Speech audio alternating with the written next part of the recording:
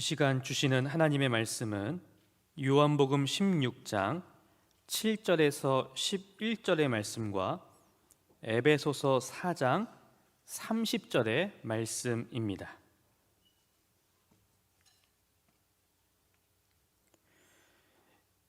요한복음 16장 7절에서 11절 말씀을 봉독하겠습니다. 그러나 내가 너희에게 실상을 말하노니 내가 떠나가는 것이 너희에게 유익이라. 내가 떠나가지 아니하면 보혜사가 너희에게로 오시지 아니할 것이요 가면 내가 그를 너희에게로 보내리니 그가 와서 죄에 대하여 의에 대하여 심판에 대하여 세상을 책망하시리라. 죄에 대하여라 함은 그들이 나를 믿지 아니함이요 의에 대하여라 함은 내가 아버지께로 가니 너희가 다시 나를 보지 못함이요 심판에 대하여라 함은 이 세상 임금이 심판을 받았음이라. 아멘. 에베소서 4장 30절의 말씀입니다. 하나님의 성령을 근심하게 하지 말라. 그 안에서 너희가 구원의 날까지 인치심을 받았느니라. 아멘.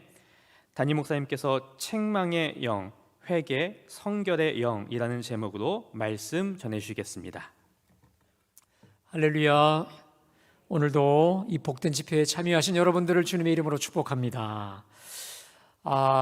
여러분 이제 앞으로 오늘 지나면 이제 이틀뿐이 안 남았는데 끝까지 믿음으로 완주해서 승리하시고 기도 응답의 체험 다 기쁨으로 누리는 여러분 되시기를 주님의 이름으로 축복합니다.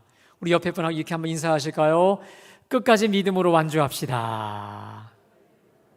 네, 자, 우리 여러분들 많이 권면하셔서 혹시 참여 못하셨던 분들 이틀 동안에는 또 많이 또 참여하실 수 있도록 여러분들이 많이 권면해 주시기 바랍니다.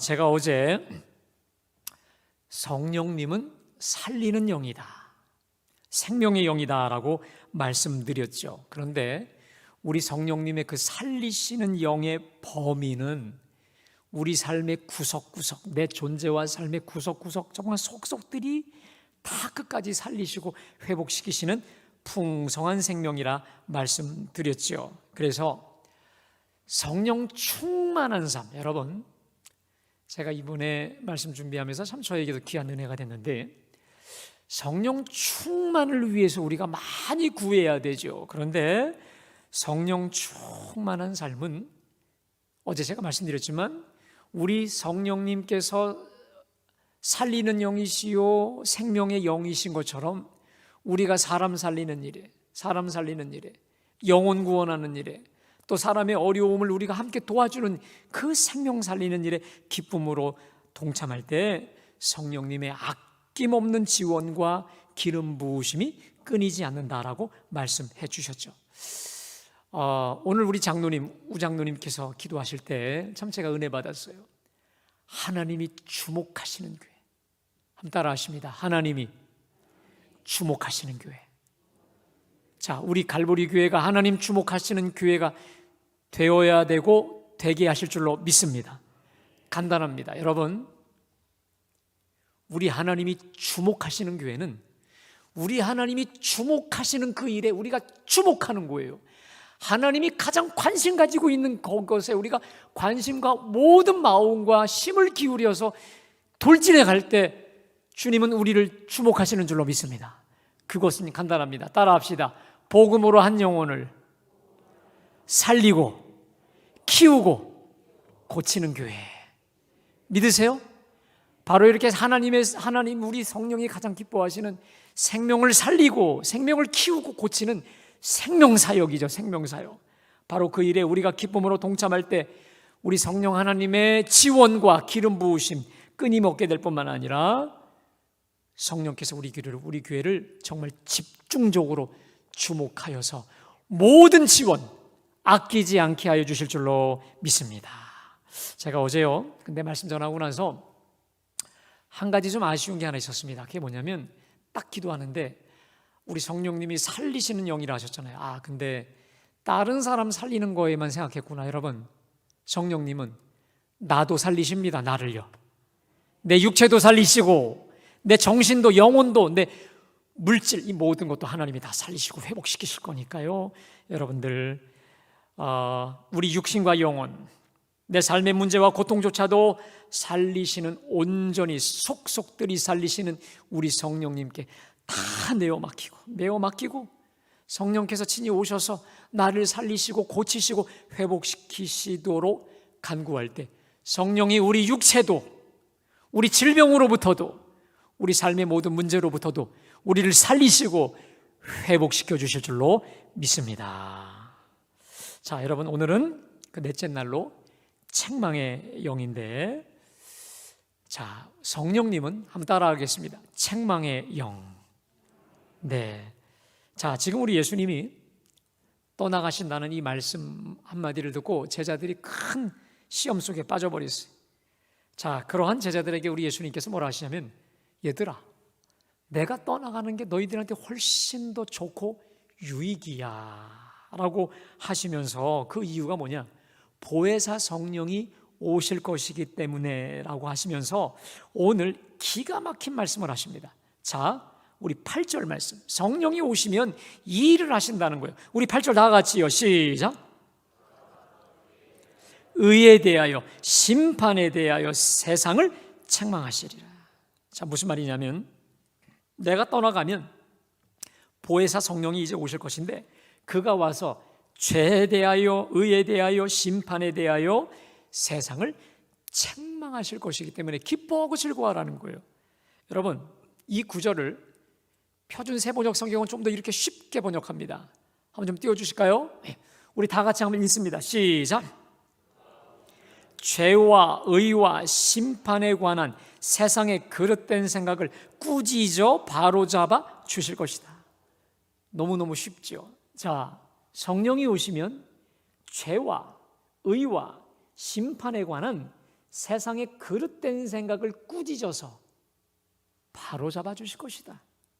무슨 말이냐면, 성령께, 우리 곁에 계신 성령님께서 오시면 죄에 대해서 잘못 알고 있었던, 의에 대해서, 또 심판에 대해서 그동안 오해하고 있었던 것을 내가 온전히 꾸짖어서 바로 잡아줄 거다, 이 말이에요.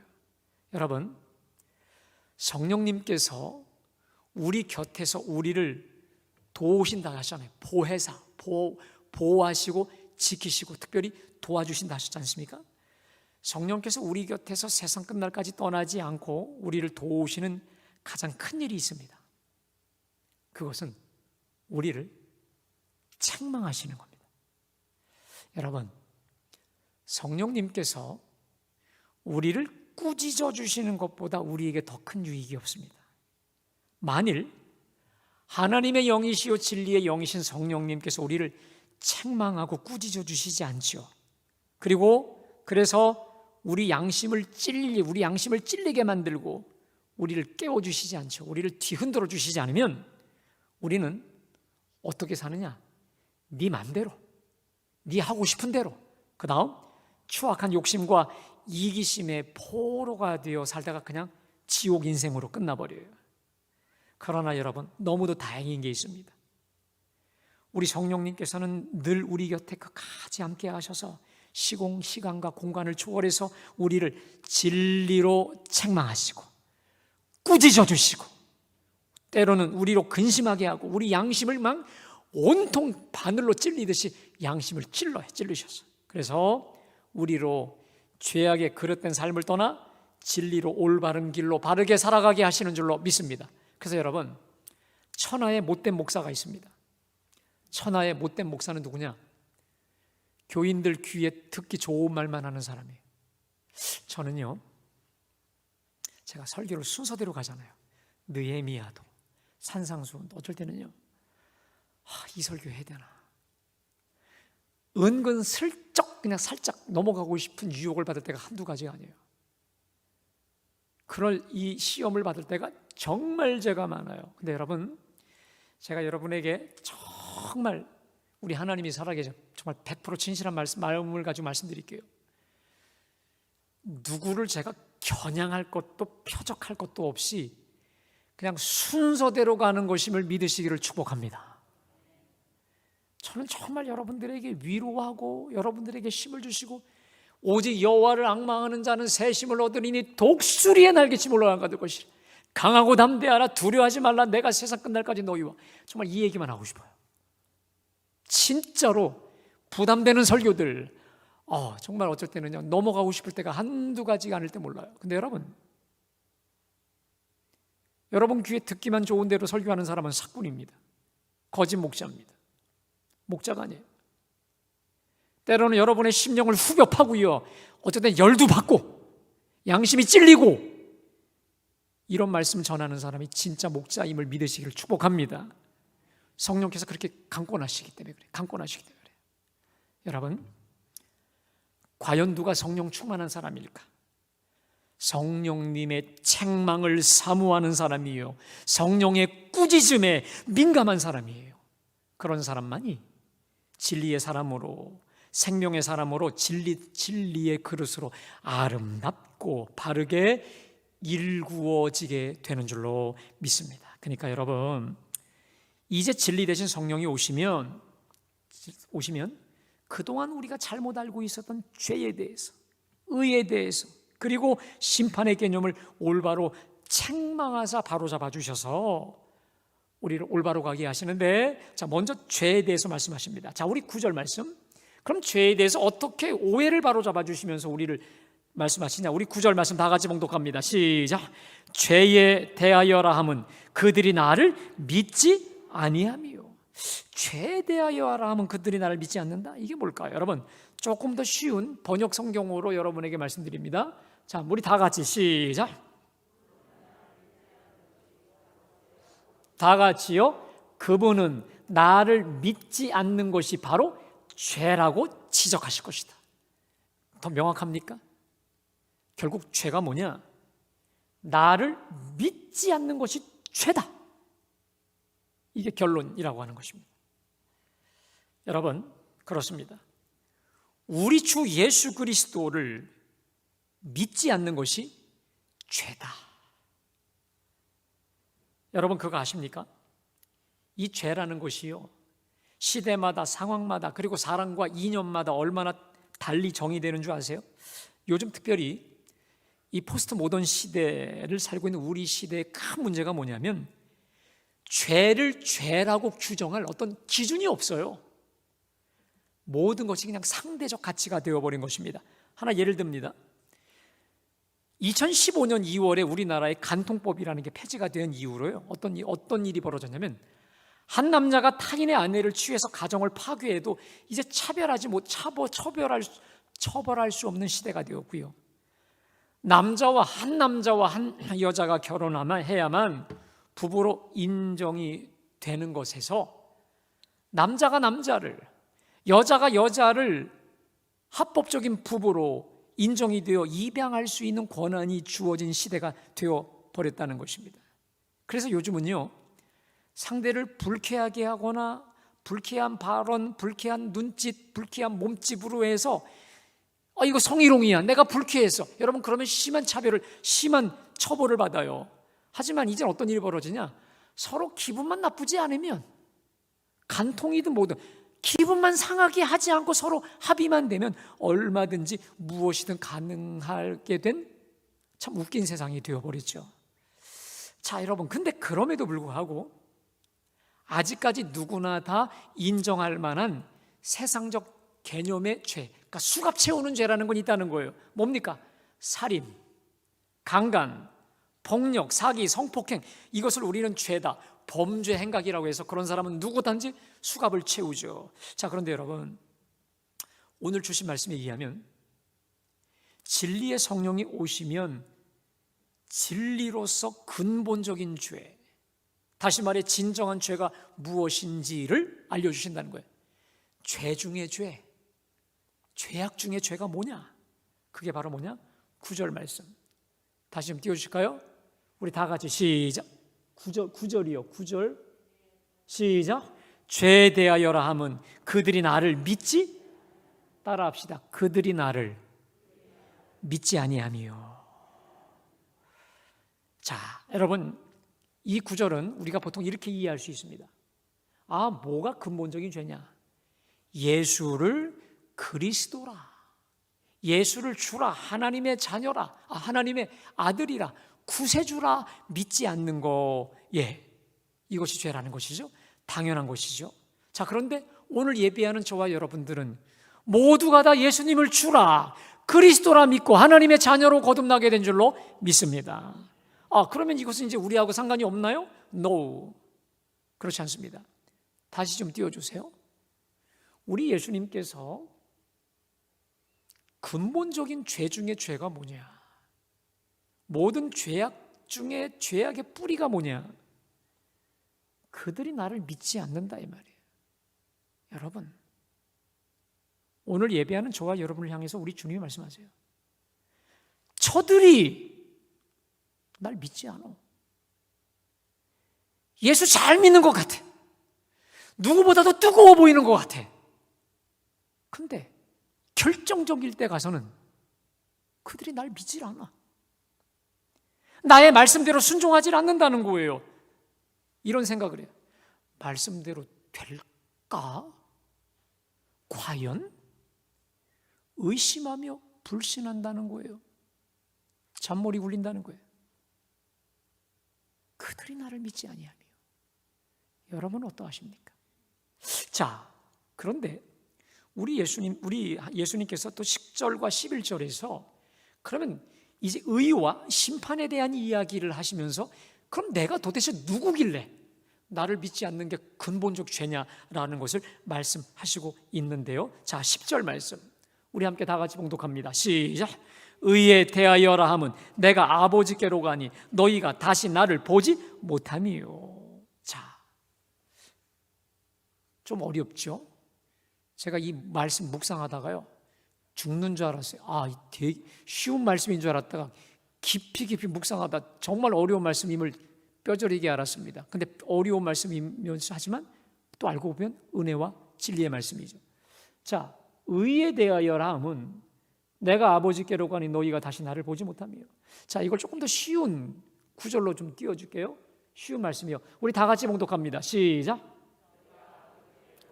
너희가 나를 보지 못하게 된다는 것이 하나님의 정의를 나타내시는 것이라고 가르치실 것이다. 자, 제가 다시 설명드립니다. 내가 아버지께로 돌아가고 너희가 나를 보지 못하게 된다는 것이 바로 뭘 나타낸다? 하나님의 정의를 나타내시는 것이라 성령께서 가르쳐 주실 것이다 라고 하는 것이죠. 여러분, 이게 무슨 말이냐면요, 그러면 내가 아버지께 돌아가게 된다는 거, 이건 또 뭐냐 이 말이죠. 내가 아버지께 가니 너희가 나를 다시 보지 못한다, 이게 도대체 무슨 말이냐는 것인데, 여러분 이런 겁니다. 오늘 이 10절의 말씀은 무엇이 진정한 하나님의 공이고 의냐 이 말이에요. 그것은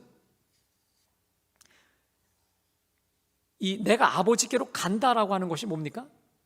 이 부활해서 사흘 만에 죽으시고 부활하셔서 다시 부활 승천하사 하나님 보좌 우편에 이제 앉아 계시게 되는 것인데, 그 전에 아버지께로 간다라는 말은 뭐냐면 이게 부활하신다는 거예요.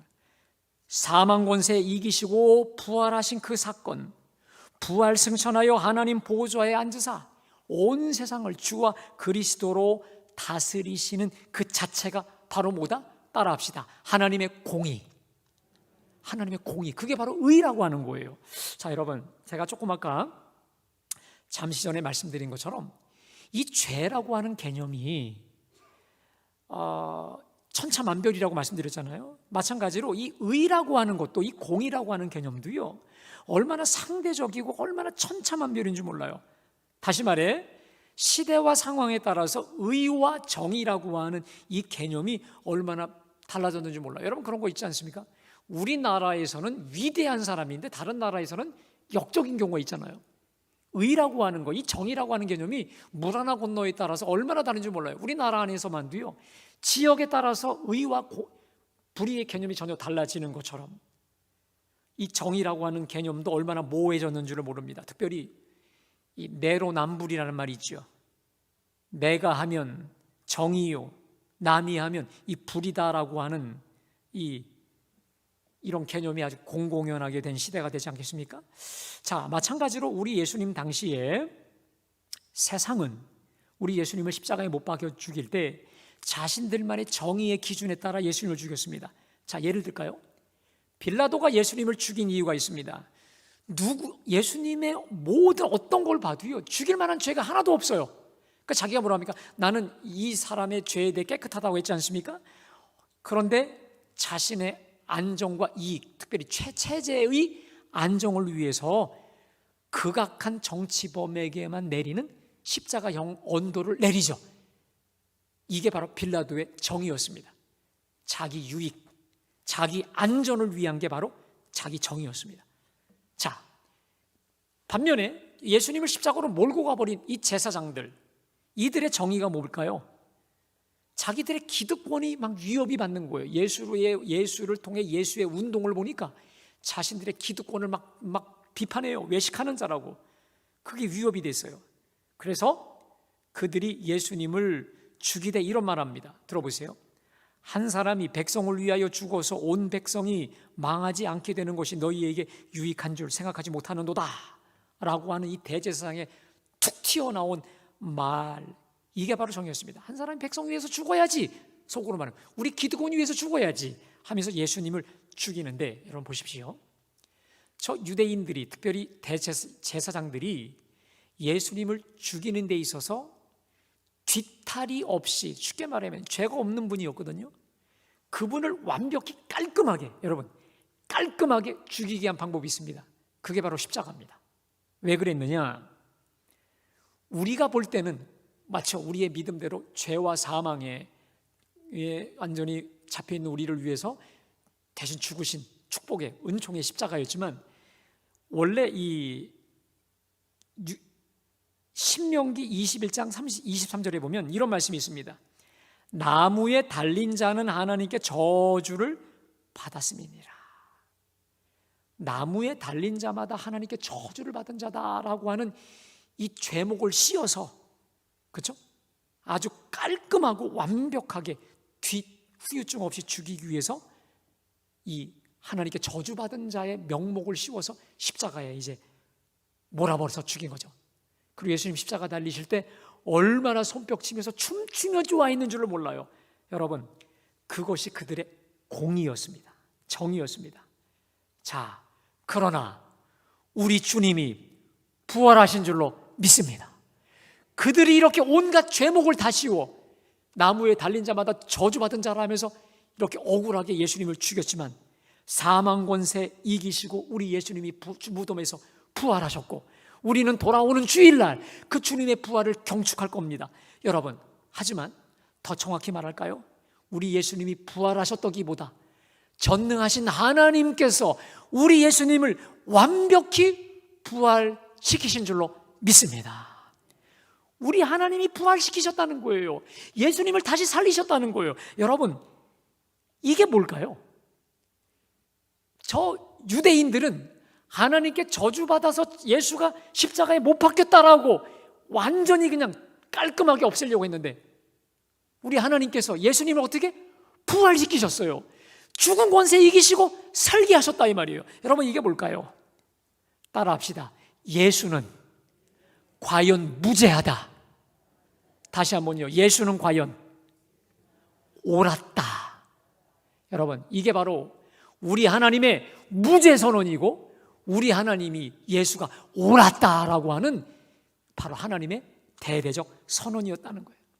여러분, 만약에 우리 예수님께서 죽기만 하고 부활하지 못했다면요, 예수님이 정말 과연 우리 죄를 다 씻으셨나? 우리 죄를 해결해 주셨나? 우리의 구속자인가?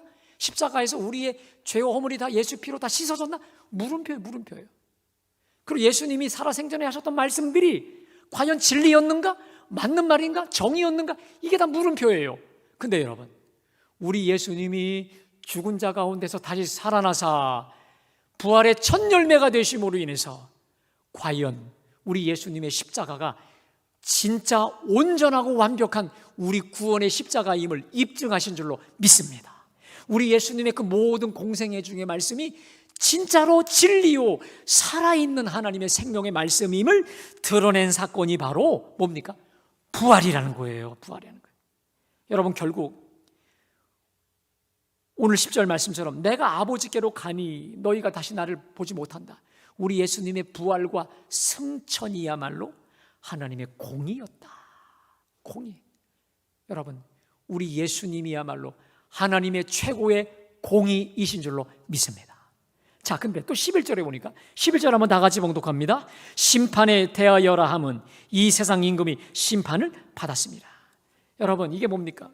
그 당시에 모든 자들은요, 예수가 이제 십자가에 달려서 심판받는다고 생각했어요.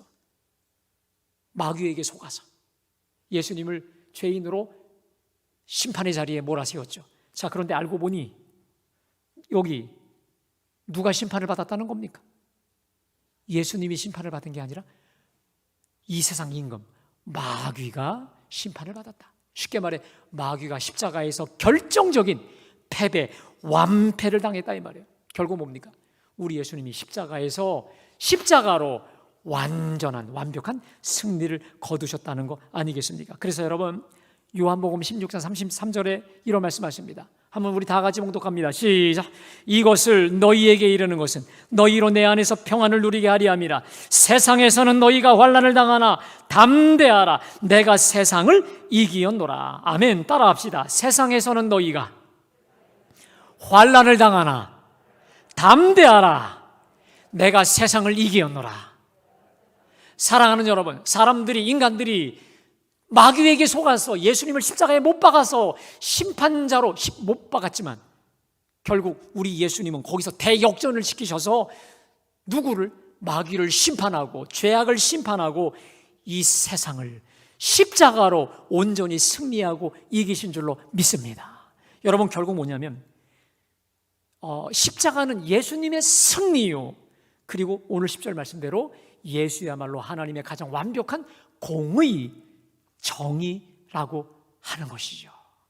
자, 결국 성령님이 오셔서 우리를 책망하실 때 죄와 의와 심판에 대해 책망을 하시는데, 죄에 대해서 올바른 개념을, 의에 대해서, 심판에 대해서 올바른 개념을 정리해 주셨다라고 하는 것이죠.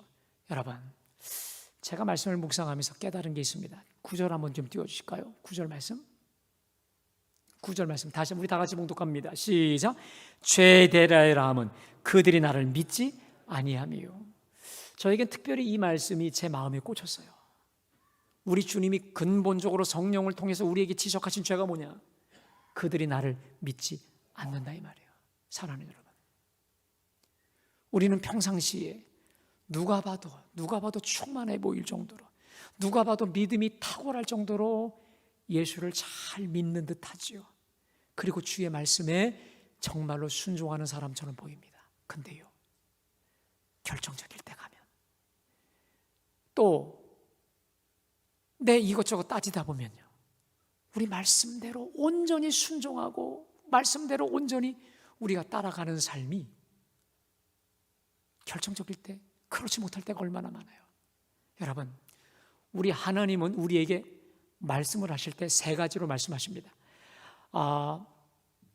이 칼 바르트라는 사람이 하나님의 말씀을 세 가지로 말합니다. 첫 번째는 따라합시다. 쓰여진 말씀, 선포된 말씀, 성육신하신 말씀. 자, 이 세 가지를 말씀하십니다. 하나는 쓰여진 이 하나님의 말씀을 통해서 우리에게 말씀하신다는 거예요. 하나님께서, 성령님께서. 또 하나, 두 번째로 예배 중에 강단에서 선포된 말씀을 통해 말씀하신다는 거예요. 또 하나, 성육신하신 말씀, 예수 그리스도께서 성도 간의 교제를 통해 기도하는 중에 성령의 감동을 통해서 성육신하신 성령께서 우리를 말씀하시는데, 여하튼 간에 쓰여진 말씀을 통해서든지 선포된 말씀을 통해서든지 또 성도 간의 교제와 기도 중에 깨달음을 통해, 감동을 통해 우리에게 말씀해 주시는데, 여러분, 과연 우리가 주님을 믿는 마음으로 그 말씀을 정말 믿고 순종하며 따라가고 계십니까? 그 자유의 말씀, 축복의 말씀, 은총의 말씀, 결국 우리를 살려내는 그 말씀을 얼마나 그 말씀대로 순종하고 말씀대로 우리가 따라가고 있느냐 이 말입니다. 여러분, 그래서 오늘 책망의 영이라고 하는 이 말씀을 가지고 우리가 같이 말씀을 묵상해 보았습니다. 여러분, 혹시 우리 주님께서 말씀 가운데에 나에게 그렇게 도전하시고 나에게 그렇게 자극하시고 나의 변화와 내 삶의 회개를 그렇게 말씀하시고 있지만, 여러분, 우리가 혹시 미루고 순종하지 못하고 있는 우리의 죄악은 무엇이 있습니까? 우리 죄악의 습관들은 무엇이 있습니까? 여러분, 오늘 이 시간 우리 기도할 때 우리 곁에서 우리를 책망하시고 우리를 꾸짖으시고 우리를 바르게 하시는 성령님께서 우리의 죄악을, 우리의 특별히 불신앙을, 우리의 순종하지 못하고 있는 죄악들을 깨닫게 하여 주시고 생각나게 하여 주시기를 간절히 원합니다. 그리하여 오늘 이번 집회를 통하여 책망의 영이신 주님의 그 말씀대로 우리가 온전히 자를 거 자르고 버릴 거 버리는 가운데에 진정한 새로움의 역사가, 거듭남의 역사가 우리 속에 있게 되시기를 주님의 이름으로 축복합니다. 자, 오늘 주신 말씀 기억하시면서 우리 찬송가 우리 190장 말씀 찬송, 성령이여 강림하사 나를 감화하여 주시고 애통하며 회개의 말씀 해달라고, 하나님 나에게 깨닫게 하여 달라고 우리 함께 다 같이 찬양하겠습니다. 성령이여 성령이여 강림하사 나를 감화하시고 애통하며 회개하마 충만하게 하소서. 예수여 비오니 나의 기도 들으사 애통하며 회개할마 주만. 여러분, 가슴에 양손을 대고 우리 1절만 다시 한번 찬양합시다. 성령이여 강림하사 나를 감화하시고 애통하며 회개하마 충만하게 하소서. 예수여 비오니 나의 기도 들으사 애통하며 회개할마 충만하게. 여러분, 오늘 우리 주님께서 죄의 본질을 명확히 지적하십니다. 죄는 너희가 나를 온전히 믿지 못하고 있는 것이다. 내 말씀을 온전히 믿지 못하고 말씀대로 따르지 못하고 있는 것이다 라고 죄의 본질을 우리에게 뿌리를 말씀해 주시고 있습니다. 여러분, 온전히 우리가 주님을 믿지 못하고 있는 게 무엇입니까? 내가 온전히 말씀대로 순종하지 못하고 있는 그것이 무엇입니까? 이 시간 우리 성령님께서 깨닫게 하실 텐데, 책망케 하실 텐데, 그때 여러분 회개하시고 주의 보혈로 씻김 받기를 원하고 이 시간 결단하며 나아가기 원합니다. 예, 주님, 믿음대로 말씀대로 순종하겠습니다. 하나님, 앞뒤 여러 것 보지 않고 주신 말씀대로만 온전히 믿으며 순종하며 나아가게 싸우니 주여 이 시간 말씀하여 주시고 깨닫게 하여 주시고 책망하여 주시고 하나님 온전히 생각날 수 있도록 이 시간 우리 하나님께 주여 3번 부르며 다 같이 기도합니다. 주여 주여 주여